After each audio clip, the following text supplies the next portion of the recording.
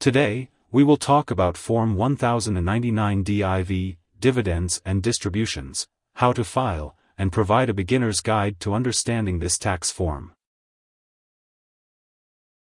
Form 1099 DIV, Dividends and Distributions is a form required by the IRS.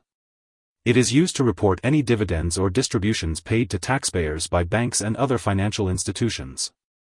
This includes ordinary and qualified dividends, total capital gains, federal income tax withheld, and foreign tax paid, among others. Companies provide a copy of the form to the investor and to the IRS. Banks, investment companies, and other financial institutions are required to provide taxpayers with a 1099 DIV by January 31 each year. The form includes the recipient's name, address, and social security number. It also has the payer's name, address, identification number, and plan number. The right side of the form outlines some of the important figures the recipient will need, including total ordinary dividends, qualified dividends, and total capital gain distribution. Form 1099 DIV has 3 copies. Copy A, in red, is for informational purposes only and should not be printed. There are 2 parts of Copy B, which can be downloaded and printed. One is for the recipient, while the other is attached to the tax return for the state tax department. This section, in black, can be used to satisfy the requirements of the recipient. Taxpayers are required to file the information on each Form 1099 DIV they receive on their annual tax form. This can be done on a Schedule B form or directly on Form 1040. Taxpayers who receive more than $1,500 in taxable interest and/or ordinary dividends during the year are required to fill out Schedule B, which accompanies a 1040 form.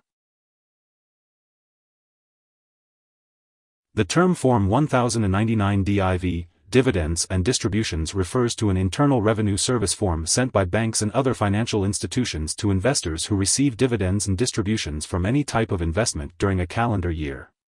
Investors can receive multiple 1099 DIVs. Each 1099 DIV form should be reported on an investor's tax filing. Investors typically will not receive a 1099 DIV form if cumulative dividends are not greater than $10. Here are 5 key takeaways. 1. Form 1099 DIV, Dividends and Distributions is sent to investors who receive distributions from any type of investment during a calendar year. 2. Banks, investment companies, and other financial institutions must provide taxpayers with the form by January 31 every year. 3. Taxpayers put the information from each 1099 DIV form either on a Schedule B form or directly on Form 1040.